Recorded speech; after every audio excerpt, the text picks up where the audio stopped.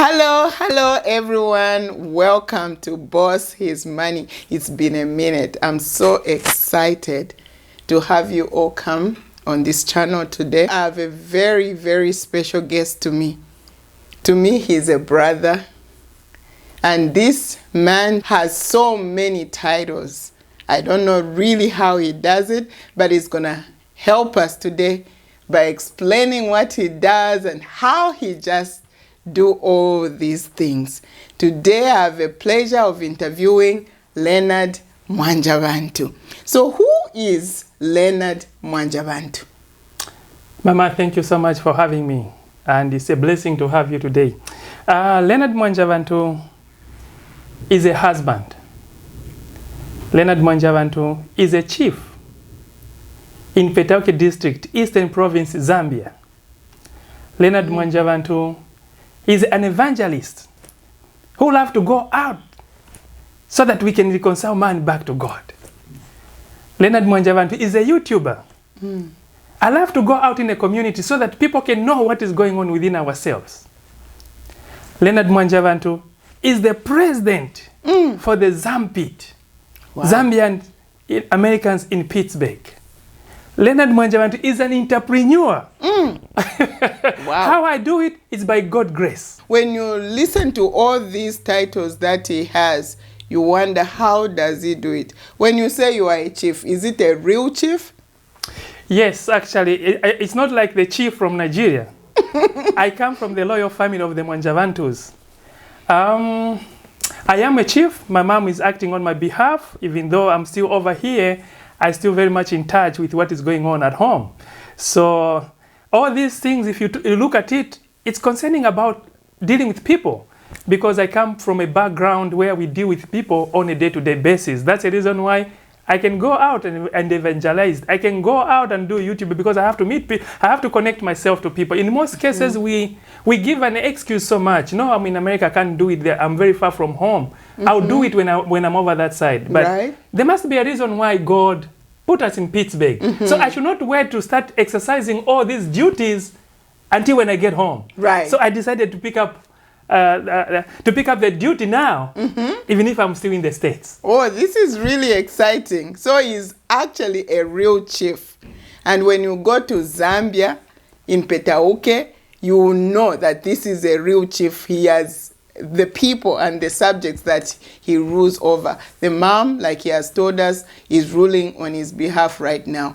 And no wonder you have that heart for the people, because if you are in the Pittsburgh area, or if you have just heard about Pittsburgh, you will know the kind of jobs that he do in this area. He's very gifted, and he has been out to reach out so many different people. We all know him here as our chief in this, our Pittsburgh village. I know he holds so many titles. Today, I just want to specifically talk about Zampitt. It's an association of Zambian Americans living in Pittsburgh, and he happens to be our president. My question, I guess, would be, what does this organization stand for? It stands for Zambian Americans in Pittsburgh. In short, Zampitt. Okay. And who does this organization include, or who can be a member of this association? Actually, anyone who is interested, who is willing, is welcome, can join. We are open to everybody else. We are not forcing anyone else to join us, but anyone else who is willing can join this organization. So anyone, even if they are from, let me just pick up a country, maybe if they are from Malawi, can they join? Oh yes, as long as they see that they are supporting our goals or our vision, they can always join, because Malawi and Zambia, there isn't too much difference. But you're going to realize that maybe we are two men in Pittsburgh, Zambians, and yet maybe there's one Malawian. But even a Malawian, her or himself, may find themselves into a situation that needs Zambians. So as long as they can see the importance of living as a community, they're most welcome. I think that's what has lacked, especially in the times that we live in. It's like people are so isolated. So what do you hope this organization will do for the people here in Pittsburgh? Oh, wow. Well, that's so interesting. You see, I'll just draw myself a little bit backwards a bit, because we had an association area which concentrated with a different vision. Apparently, there was a time where we went without no organization, but there was a funeral in Washington, D.C. That's the reason why every bad thing, there's always something that will come out good. So when we traveled to Washington, D.C., there was this other person who actually took his own life. So when we went on the funeral, I was given an opportunity to speak, to represent the family back home. So the people were asking, where was Pastor Chongo? If he was around, I'm sure maybe they could try to rescue this boy one way or another. So when people are asking, it said, no. The question is, where were you in the community? Because you cannot only wait for Pastor Chongo to go around every single homes. Meaning, even you yourself, you have a responsibility in the community. To go and check on your friend. You could have picked up a phone call and, hey, is everything okay? So when I ask that question, I ask myself as well, I'm from Pittsburgh, and what is it that I do in my own community? So when we returned back from Washington, D.C., I had to sit down. I was like, yes, I posed that question to them. But that question is still posing back to me. What is it that I'm doing in my community? I cannot just only leave it for our pastors that we have in our community doing almost everything, meaning this community needs everyone. So that's when I decided to say, look, I have to try by all means to gather all the numbers and bring them together. And let me share the idea to people to say, we have to live like people. No man is an island. One way or another, we'll draw our strength if we know we have a brother or a sister. It was heartbreaking to see that my neighbor can have a funeral, and yet we are here. We don't even know that our friends are mourning over there. And this is not who we are as Zambians. I came from a country where you can go and attend a funeral even if you don't even know who that person died. That's as long as very true. That's very, very true. I can attest to that. I remember when we were growing up, you know, there was a sign that there's a funeral at this home. Whether you knew them or not, as long as you saw that tent, you would go there. That's exactly. And just pay your respects. And also, I just want you to maybe enlighten us a little bit about how we grew up. Because I remember when we grew up, our neighbors were our aunts, our uncles, even if we were not related by blood, you know. I would like for you to say a little bit about our upbringing in Zambia. You see, back home, it takes a village to raise a child. That's how we grew up. I didn't grow up exactly in my mom's house. When I come to school, maybe my mom will send me to my uncle to Kitwe. Maybe I'll come from Kitwe, they will send me to my other uncle in Lusaka. So, you know, the benefits of growing up into our aunties and other stuff like that, we turn to learn. The things that I cannot do in my mom's house, when I go to my aunt will be tough. We'll make sure that I'll come out from my aunt's house when I've learned something. Even if I didn't know how to cook, my aunt will make sure that you go to the pot, it's you who's going to cook. Or you are the one who's going to do the dishes. So there was something that we always went to learn when we go to our uncles and our aunties. So in Zambia, where I came from, we live as a community. We live as a family. So it's very good when we can, here in America, it's very easy to transition ourselves to be Americanized, that our children will lose contact with what we do at home, where he can go to the neighbor there and say, I need to eat, I'm hungry. But here in America, a child cannot just go and say, I need food. They says, where's your mom? Or did you not see McDonald's? Or somewhere like that. So that's where I'm coming from. I came from a place where when I'm hungry, even when you're passing on the road, you can easily tell your neighbor, hey, do you have anything to drink? They'll give it to you. So that's kind of the atmosphere that we want to create even here, right? That's exactly. Because you see, when we came from Zambia, there are kids that have been born over here. Some of them, they cannot even speak our own language. Some of them, they don't even know. So I was thinking, the more we come together, there will be teachers that will come up in our own community that can be teaching these American children that have been born over here how to speak Bemba, how to speak Nyanja, so that when they go back home, they shouldn't take Zambia as their foreign land. They should feel at home that they're able to communicate with their grandchildren, their grandparents, and their uncles and other stuff like that. So we need to come to the point where we are the way we used to live at home. I heard you say that anyone can join this organization. Will you have other nationals in the executive as well? And the other question maybe I would pose is, what if someone is from Zambia, but they are married to a person from other nationals, can they still be members of the association? Yes, they can always be members of association. So when those people, they come as a family.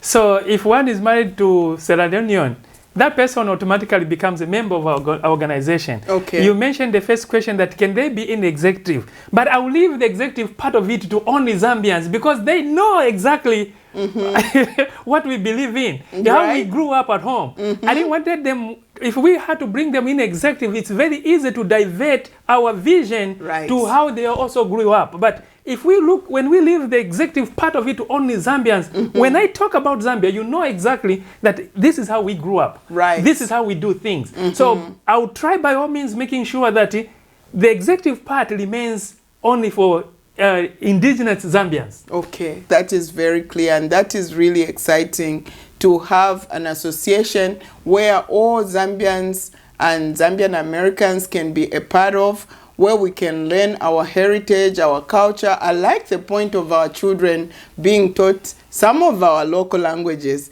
It's so embarrassing when you see some of these children, they cannot even say a word in their Zambian languages. So I like that idea very, very much. Where do you draw your inspiration from? You know, what keeps you fired up to do the community work? Because I really realize and I understand that this is not something you are paid for, but where do you get your inspiration and what fires you up to love the community work the way you do? Mama, I want to tell you that God has done so much in my life. Amen. God has blessed me so much. But I've come to realize that maybe all this period of time I've been trying to do my own things, maybe to build here and there. But I've come to realize that the greatest investment one can ever make is to invest in a human being. Hallelujah. So when I think about that, that's where my inspiration comes in. I have to make sure, the only thing that will make me so happy is to see that everyone in the community is doing fine. So because it's easy today to be forgotten, or if I was just investing on myself. But if we invest into people, if I go out there and try to encourage people to say there's so much potential, there's so much you can do, and I see companies coming in, people are doing fine, yes, I'll be happy. So that even if I had to leave these states, I'm going back to the village, I should be proud enough that I live in that land. And I've seen how people have gone up because of my little encouragement or something that I told them that this is what you can do. So that's what really inspires me to go out and do what I'm doing. Yes, it's not something that I'm paid, but this is a noble cause. Someone else has to do it. I mean, look at Jesus Christ. He came and paid that price for us. That we don't have to even to do closer to what he did. But even us, we have to sacrifice for others. So I decided not to live only life for me and my family, but I've decided to live a life for other people. Oh, indeed he's an evangelist. You hear now he's talking about what Jesus said, what Jesus did.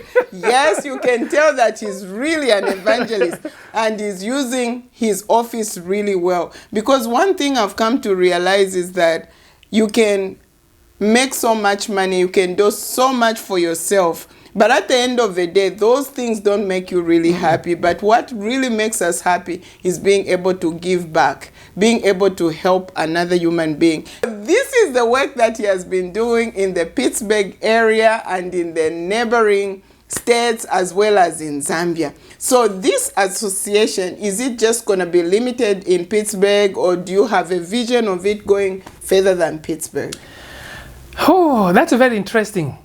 I want you to know, and I want to highlight to people that are in diaspora, that we are so blessed. God has blessed us so much to put us into this land. So if we just get comfortable around us, we may not see the opportunity that we have. So, but the idea is to try by all means to encourage everyone to come together. The spirit of ubuntu. Because there's so much that we can do when we come together as people. One. So if we come together, there's surely something that we can do at home. We can either pick up one word in the hospital, either we can try to donate blankets or soap or anything else. Not only that, we can even build infrastructure. Because one thing I want you to understand, that when I when I succeed over here, so is my nation succeed in Zambia. Yes. Whatever we do over here, our nation also benefits. So the idea is not just to this organization just to limit ourselves over here. The idea is to making sure that we go home, we come up with a building or anything else that we can do to empower people at home. Right. That's the reason why, if you check around, what I do is to encourage Zambians or our own community to do business within ourselves so that we can empower ourselves economically, so that we can have so many CEOs that can invest back home, that they can create jobs.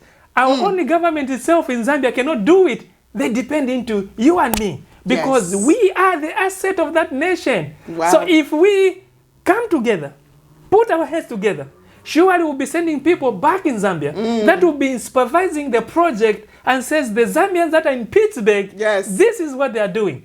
The idea is not to limit ourselves over here, but the whole idea here is making sure that we can also invest at home. I know the viewers, some of them are in Zambia, they are listening to us and they are expectant, because our president, and you know my president, when he says something, he sets out to do it, and we're going to do it. So look out, Zambia, we are coming. Whatever needs done, we are going to have it done. I like the idea of ubuntu. It's a good idea for people to come together. In my language, we say umunwe tausalanda, meaning one finger can never pick up ice. You need another one for the two to pick up that lice. So really coming together is going to help each and every one of us. Being isolated doesn't help in any way. So I just want to thank the president today for just enlightening us on what he's doing. He's also a YouTuber. I'll find time again to interview him so he can tell us about what he's doing on YouTube. But for today, I wanted him to just share with us what he's doing as a president of Zampitt. Is there any word of encouragement that you can give to someone who has been sitting on the fence? They don't know yet whether they should be a part of the association. They don't know yet whether they should be part with another person, work with another person. Any word of encouragement at all? Yeah, sure, Mama. Thank you so much. I want to let the viewers know that I'm looking forward to lead the community that everyone feels part of it. I want to lead the community where everyone feels loved. Right. I want everyone to be, I don't want to be only for me or maybe just a few executive people, but I want everyone to know that this is for all of us. Right. And at the same time, I have a message for the people that are in diaspora. You see, in most cases, we looked at people that are investing back home, they are only foreigners. Or maybe I'll be specifically, only Chinese can only go back to where we are coming from and invest, without not realizing that the very us can be investors where we come from. I'll highlight several areas that one can go and invest at home. Maybe you don't actually realize the position or the potential that you have right in the States, that you can go back home, you can invest into farming. Right. We live into the global economy. You don't just necessarily to be in Zambia to be an investor. You can be in America and yet you do investment at home. You can invest into real estate. So there's so much, brothers and sisters, that are not only in Pittsburgh, some are in England, South Africa, everywhere you go. You are a blessing to our nation. Right. When you succeed, so Zambia succeed. So I want to encourage you that you should, we have to change the mindset, the way we live. Right. Our focus is we have to do something at home. Remember, there's aging. Remember, if you think you are comfortable now, think when you cannot wake up and go and do what you are doing tomorrow. So the reason why I'm here, or the reason why I took up this presidentship with passion, is to making sure that we encourage one another. If you have a problem, or if you're doing any investment, surely there's someone else I can call at home who can help you. If you want to do farming, yes, we will look for people that are doing farming that we can connect you at home. So this organization, it will be a place where if one needs information, we are able to give them. Wow. At the same time, this organization, I want to take it in such a way that we don't only depend into GoFund, but we have to make sure that our members are insured. Insurance. Oh, that's a big one. That's a real big one. I like the idea of you encouraging everyone in the diaspora to invest back home. You know, recently I just saw a story of someone, you know, this war that broke out. They were moving from that country where the war was into another country, and they left everything that they had built in the country. They couldn't carry anything, but they had not done anything back home. You know, back home or wherever you come from, wherever you call home, make sure that you invest there. You know, don't wait for other people to invest for you. You know, the time I lived in Zambia, we would see investments. Oh, this is an investment for people from America and all that. But now we are here. Exactly. We are the ones who are supposed to do the investment. And I also like the point of insurance. I remember the time I moved here, every time there was a funeral, there would be collection of money, but now you are talking of insurance. So it means we won't be depending so much on GoFundMe or knocking on doors, but we are going to have insurance. Exactly. Wow. Exactly. So the goal is, we want, even if something has happened to us, life should go on. Yes. People should supposed to go and do what they are doing. Not like, oh my God, someone else has to stop what they are doing to go and knock. You remember those days we used to go door to door, collecting funds so that we can bury one of our own. But we want to transition that even if we have a funeral within our community, we are just a phone call away. Yes. Calling the funeral home and the insurance to say, hey, this is what has happened. So those are the areas that we are looking at. We have to change the way we do business. Yes. Basically, that's the reason why I encourage everyone to be part of this organization. There's so much benefits that you benefit when you are part of this group. Of course, it will come with a little bit of subscription, maybe to be $10 a month, because every organization needs funds to be run. Yes. So there will come a subscription that for, I mean, anything else that we need to, maybe the executive need to move on, do anything else, paperwork and other stuff like that, it will need funds. But I will encourage you that there's so much benefits to belong. There's so much that you get when you belong to this community. We have to learn to bury our differences and come together. And I just wanted to thank God for the churches that have done a tremendous job in making sure that